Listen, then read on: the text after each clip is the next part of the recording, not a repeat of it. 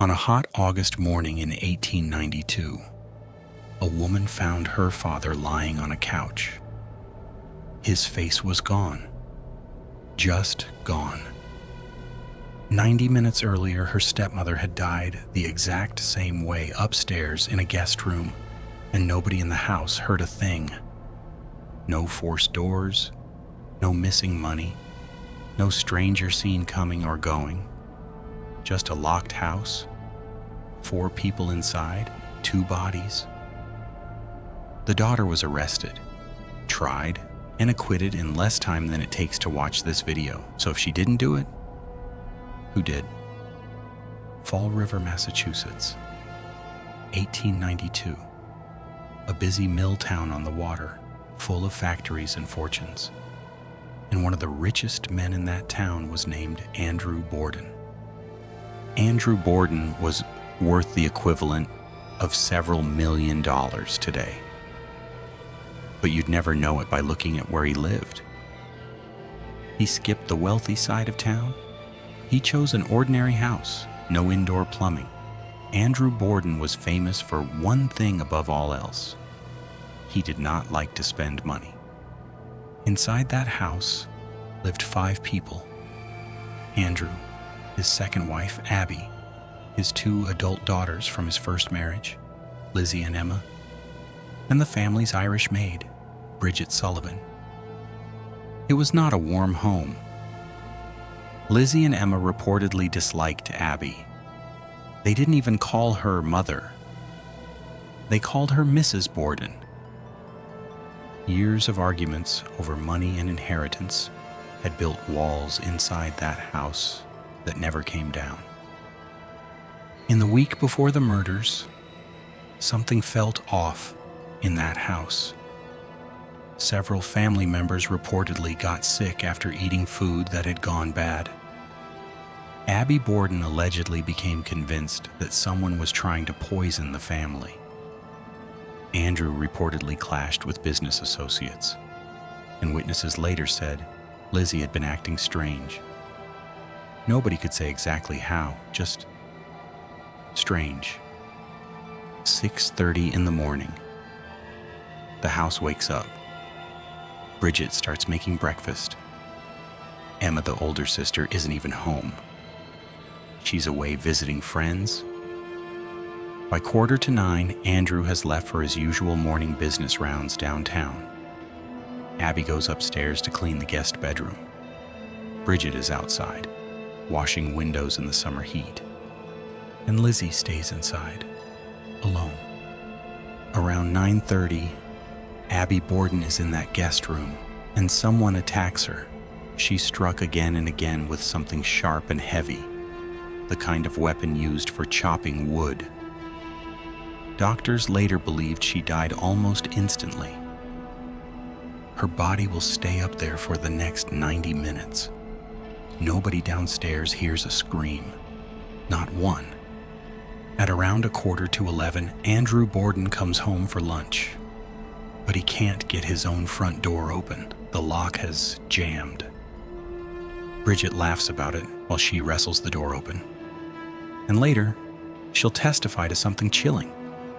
She thought she heard Lizzie laughing from upstairs at that exact moment.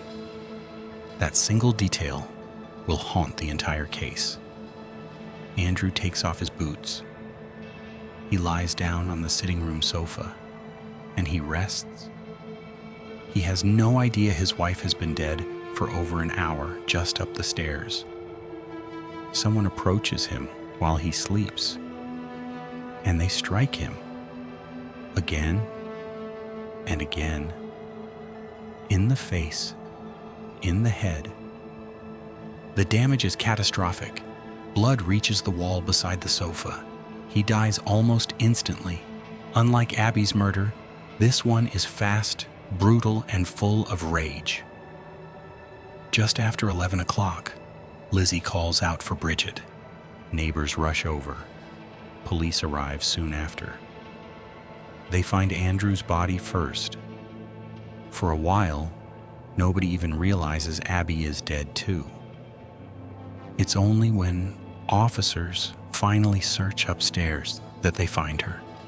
In the guest room, right where she fell, police started noticing strange details almost immediately.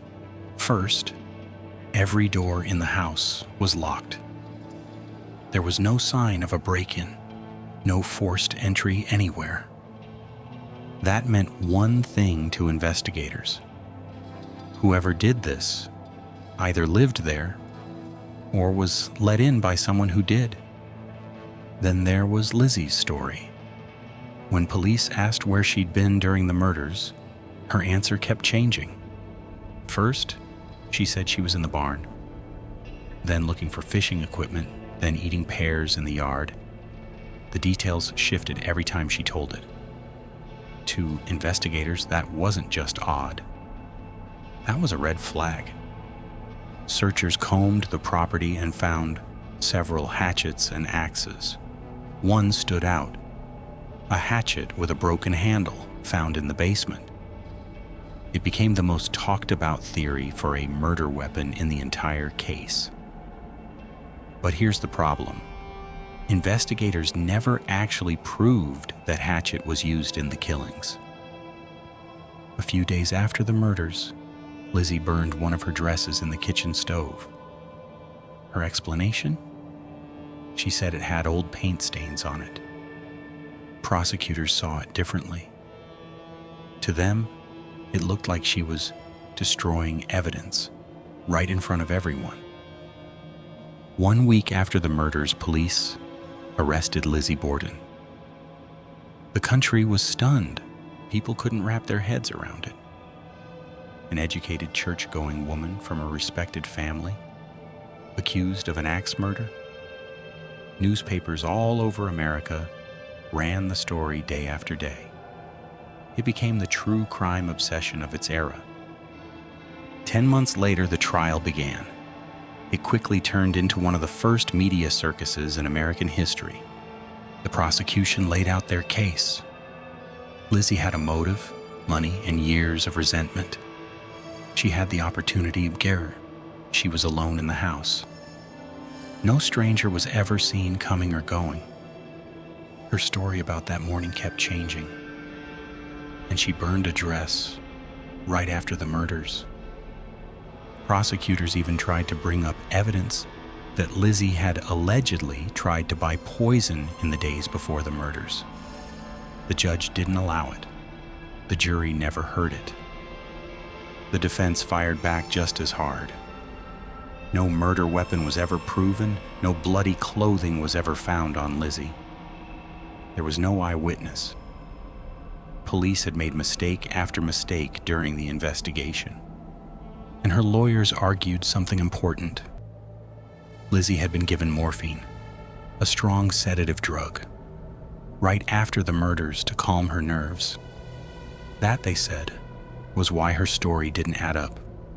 She wasn't lying, she was drugged and in shock. The jury went to deliberate. An hour and a half later, they came back. The courtroom erupted. Nobody expected it to be that fast. Lizzie walked free. She inherited her father's fortune. She and Emma bought a brand new house together and named it Maplecroft. But something changed between the sisters.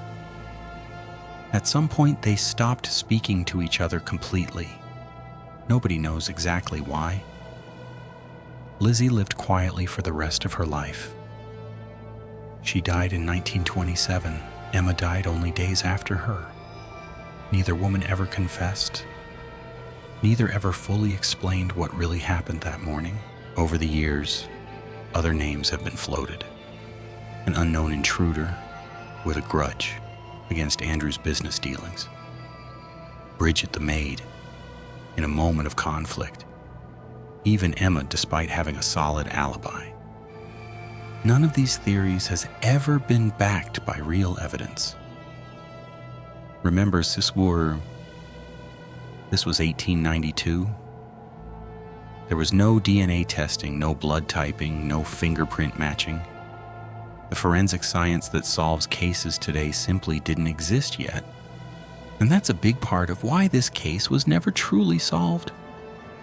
You've probably heard the rhyme. Lizzie Borden took an axe, gave her mother 40 whacks. It's catchy. It's also wrong. Abby was Lizzie's stepmother, not her mother, and the real number of wounds doesn't match the rhyme at all. But that little rhyme did something powerful. It kept this case alive in the public imagination for over a century.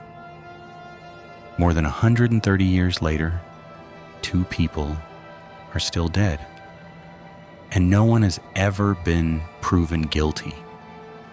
The house is still standing. The questions never left. So we'll leave it with you. Who do you think really swung that axe? Let us know in the comments.